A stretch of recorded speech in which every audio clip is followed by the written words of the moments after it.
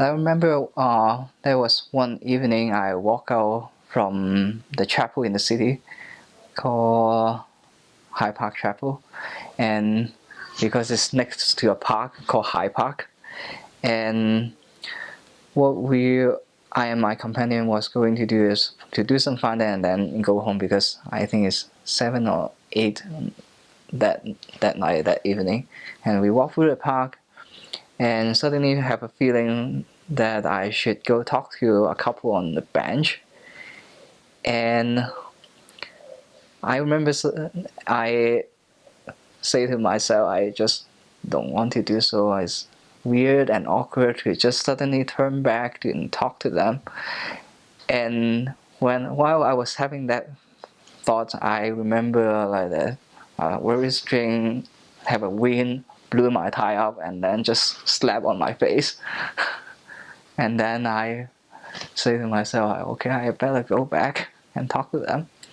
So we talked to the couple. They seems like very interested, and I just okay, I done what you asked me to do, Heavenly Father, and then just go on and still not want to talk to people so much. And then I remember several minutes later that night, I think somehow because of the timing that we went back, we met a young man, and my companion talked to him. He was interested, and he was later baptized and married a returned missionary.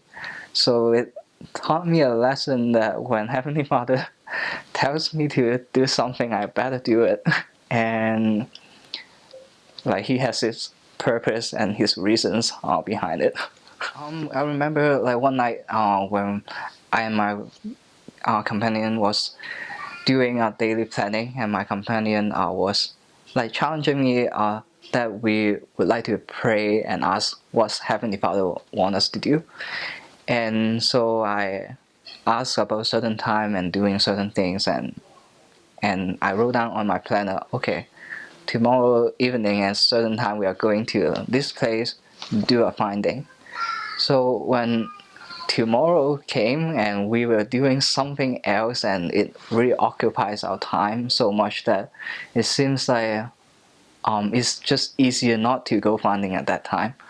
But like because of my companion's challenge last night, like I insisted that we should go to finding at that place at that time, like even though it's only like half an hour or just 20 minutes. So just believing there must be a reason behind it, and like we do all the 20 minutes, and there wasn't like a whole lot of interest, there wasn't a whole lot of success. But because of my companion's challenge, I just say I keep having faith, like even like we are walking back to the car, like there's the last 100 meters, there must be a miracle somehow.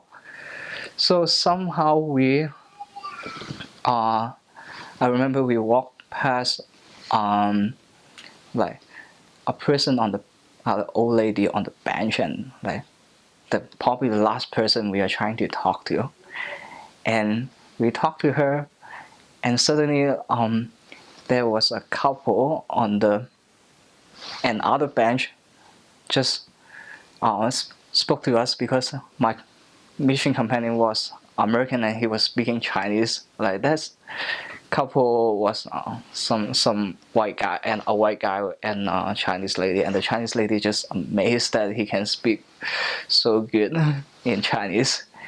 And so what makes it so interesting is like we contacted that old lady. She was somehow interested, and that couple on the another bench, the Chinese lady and the other white guy, they was actually having an argument. That's why we didn't try to talk to them in the first place.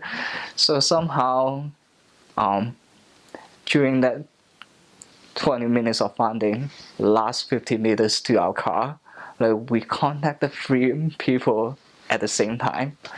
And the funny thing about that was that couple is that Chinese lady and that white guy, like the white guy doesn't speak Chinese, and the Chinese lady she doesn't speak English well, so I really don't know how they communicate. But all three of them become interested in the gospel, and we have a chance to taught three of them because we insisted to do that finding and to share some light of the gospel to other people's life.